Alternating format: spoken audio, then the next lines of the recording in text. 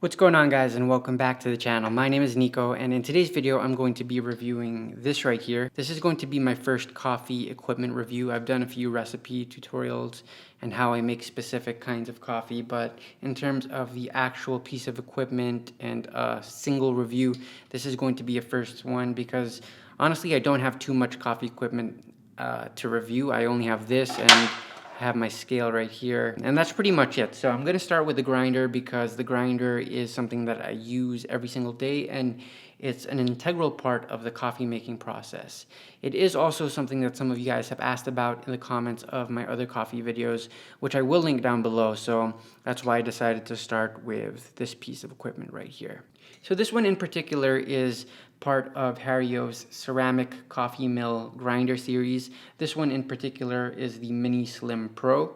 They also do have something called the Mini Slim Plus, I believe, and the differences between this one and the Plus are that this one has a sort of metal construction to it, metal grounds catcher, metal main chamber right here, and the handle is a little bit beefier. You'll see that the Plus has sort of a thinner handle, whereas this one's really thick, one-piece construction. It's really nice. So those are the differences. I've never used any of Hario's other grinders, so I can't really comment on how different in terms of functionality this is compared to those. This is the only one I've ever used. So in this video, I'm really just going to talk about my experience using this grinder. So before we get to how the grinder grinds, the time it takes to grind, and the consistency of the grind size, which I will show you in just a little bit, I'm going to take you through the actual coffee grinder itself, starting from the bottom right here.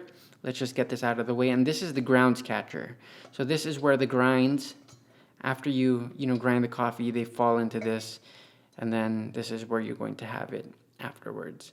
So some people have asked, or I've seen this asked on the internet, whether the grounds catcher fits into the AeroPress.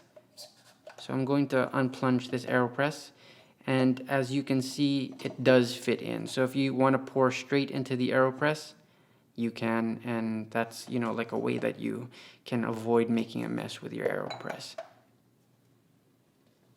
But let's take that AeroPress out of the way. So yeah, this is a grounds catcher. I don't know if this fits into a espresso portafilter. I don't have an espresso machine here at home. That's something that I hope to get in the near future, but yeah, I can't test that right now. Judging by the looks, I think it might fit into an espresso portafilter, but I can't say for sure. So that's the grounds catcher, very solid, and because this is the Pro, again, it's fully metal. It's very thin, and I don't mean that in a bad way. What I mean by that is that with the Plus, you have a plastic construction, and so the plastic is much thicker to give it a solid feel. And because of that, it can hold less coffee here in the grounds catcher. That's also the same for the actual grinding chamber. So as you can see, it's got a thinner metal here, and again, I don't mean thin in a bad way, it's very solid, but I just mean that it's thinner so you can hold more coffee. And from what I've read online, you can keep 30 grams of coffee in this versus 24 grams in the Plus model. And if you watched my AeroPress iced coffee tutorial, I do use 30 grams of coffee in this, so yeah, it does work. I can confirm that it does work. You then have this lid, which is plastic, and then it's got this rubber sort of seal here. And then again, you have your handle, which is more solid than the Plus model, which I do like. It's very satisfying to rotate this handle. If we look at the bottom, this is where you change your grind settings adjustment. So you can move it to the left, and the more you move it to the left, the finer it's going to be. So right now, it's at the last setting. So some people call this 0 setting, some people call this 1 setting.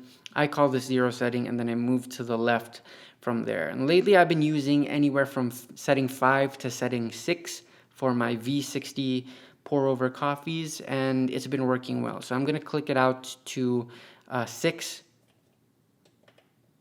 1, 2, 3, 4, 5, 6. So as you get tighter, it does get a little bit harder to click it, but the looser it gets, the easier it is to click. So right now it's at 6, and I'm going to be using the 6 setting to show you how fast this grinder grinds and the consistency that you get in just a little bit. But yeah, that's it. That's the construction of the grinder itself. In order to close this, you have like a dot here, and then you have this L-shaped area where that sort of indentation inside can slide through.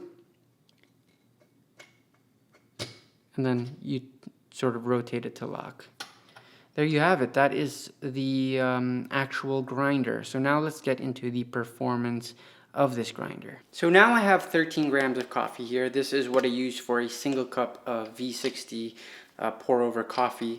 And so yeah, let's get into grinding. I'm just gonna put this handle on, and we're gonna time this, and we're gonna see how long it takes.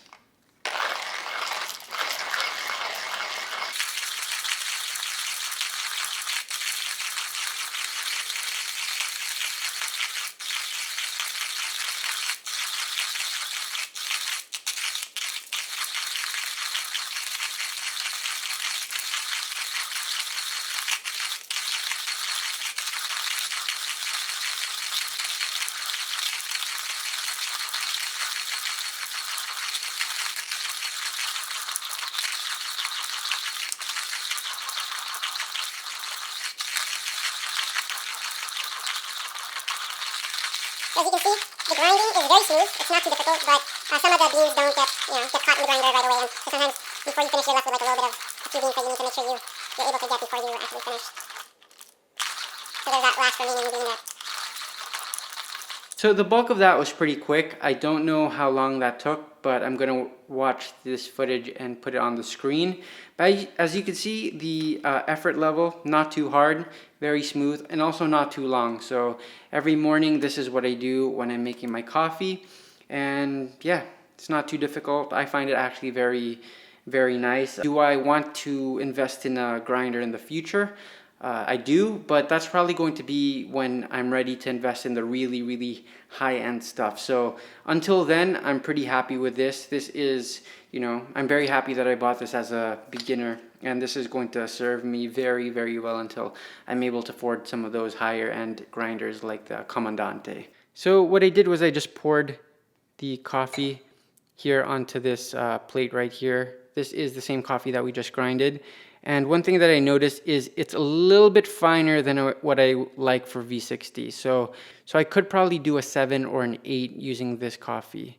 I think it will work. I don't think it's too fine, but that's just something to note. So you really do need to dial in your coffee depending on the actual coffee that you use, as well as the day that you use it, because as coffee ages, it can also change. So you still need to dial that in. So that's just something that I noticed with this right now. But in terms of consistency, it's very, very consistent for the most part. You do get a few larger chunks, which you can see.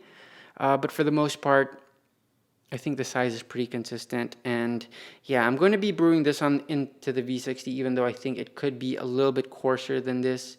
This is closer to a fine than a medium, for me at least. And so yeah, but I'm gonna be brewing this anyway and tell you guys how it tastes.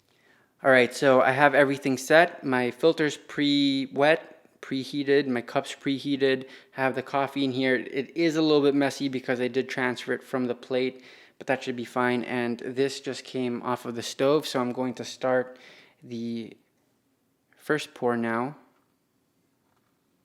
It's going to be a little bit challenging doing it here from the side, but I'm going to do my best anyway.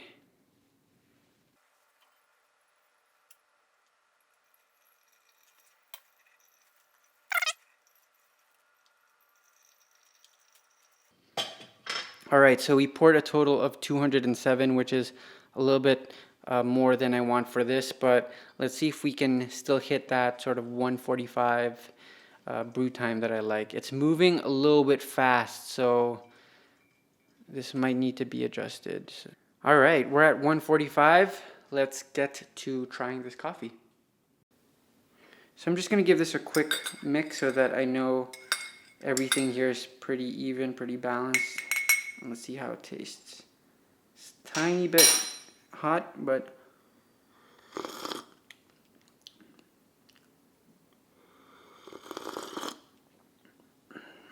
that's pretty good. So thanks for watching. That was my review of the Hario Ceramic Coffee Mill, the Mini Slim Pro.